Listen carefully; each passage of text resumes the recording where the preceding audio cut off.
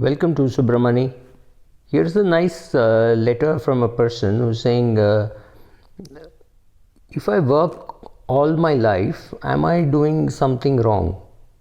And he goes on to say that I thought it was quite normal not to take vacations, etc. I never felt very poor when I was young. But somewhere in my 20s, I realized that people spend very differently than what I was taught. Like somebody who would go to the bar and spend 5,000-6,000 every week, every Saturday was spending 4,000, 5,000 bucks, 6,000 bucks, and on his credit card. Or my co-worker who bought a luxury car very often. Once in 3 years, he bought a nice big car, and he actually made a decent loss by selling those cars after 3 years, but he definitely upgraded. I thought that was also stupid, but it was not long before that I went and bought a car costing about 9 lakhs, which was way beyond my budget of on a salary of 6 lakhs. And my hobbies were also slightly more expensive, and then I got and I keep getting lot of worried people who kept asking me that I've gone through a rough patch at work and feeling unhappy with where I am. So I went to college, I have zero debt, and I have a well-paying job, and I sincerely felt I can't be doing this for the next 30-40 years. So what should I do? Well, very simple advice. It is very easy to get into a lifestyle chasing kind of a life, which means you get a raise. Let's say you get a 2 lakh rupee raise, or you get a 1 lakh rupee raise, which means it will translate to about 6,000, 6,500 rupees per month. That's not really too much in what you want to upgrade, but then you start eating out in better hotels. Maybe you upgrade your car, maybe you spend something in the house, and suddenly that money is gone, and you're again back with your boss saying, I need a raise, or you're looking for a better job which will pay better, right? So inflation adjustment is inflation chasing is very easy, lifestyle chasing is very easy. You need to control yourself, because largely you want what do you want when you say financial freedom? What does it mean? It largely means that you have more time to do whatever you think you want, right? Because towards the end of your life, you don't want to say, oh my God, I worked 40 years of my life and I wish I had worked less, or I wish I had kept more in touch with my friends, like what Bronnie Ware learned while talking to people who are about to die. And they all wish more or less the same thing. They wish they were, they wish they're more happier, they had stayed in touch with friends, they had expressed their feelings. In fact, I've done a post on pursuit of happiness, right? And I wish most people then say, I wish I had the lifestyle which was to my taste and not to what people around me or society or somebody expected. Living to others' expectation is a very, very killing thing, because it does not make you happy with what you did, right?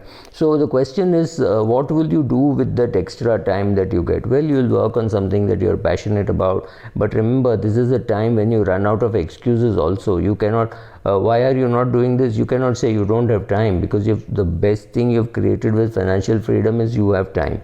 So you could have some enriching experiences. You should travel maybe within the country, outside the country, or you could pursue some other hobby. Maybe you could play table tennis 3 times in a week instead of once a week that you're doing now. Maybe you do cycling, running, whatever.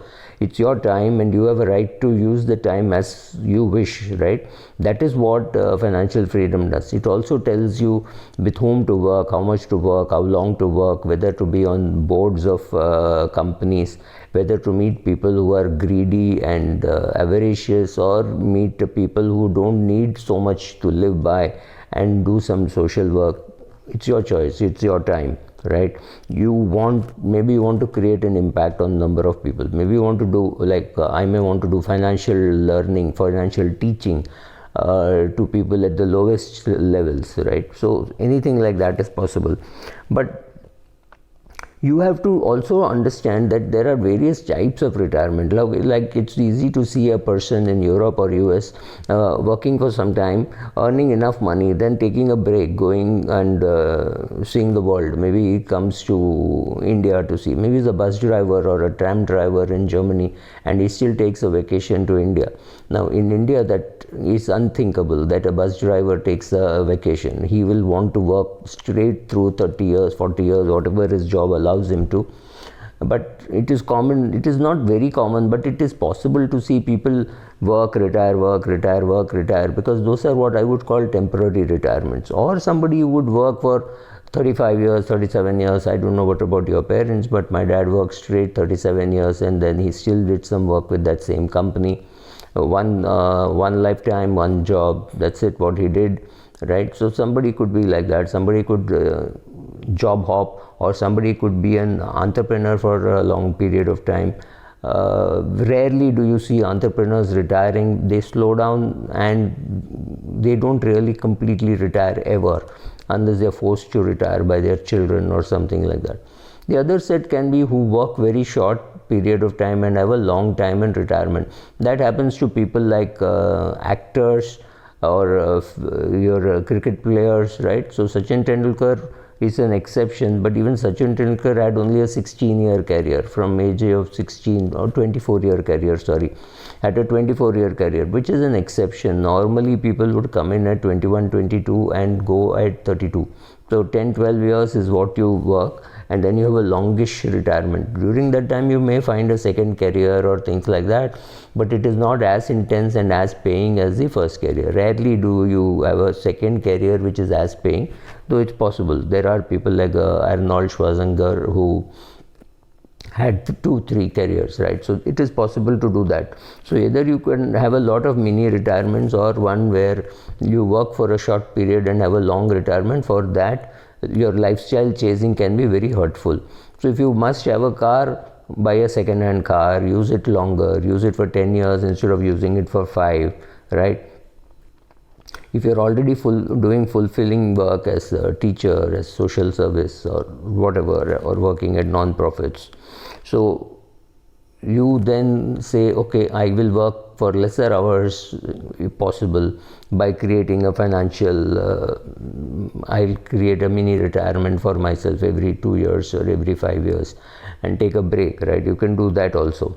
You give up some working time because you've created wealth to fund you for that. Money wise, you have a 30-year retirement or a 35-year retirement, depending on what age. The assumption is you'll live till the age of 90. If you're middle class or upper middle class, decent chance that you will live till 90, so you need to have money for that. So if you're 47 and you want retirement, 30 times may not be sufficient. You may want 50 times, just to be a little safer, because predicting returns and expenses over 5 years is tough, and over 30 years is almost impossible. You are only guessing.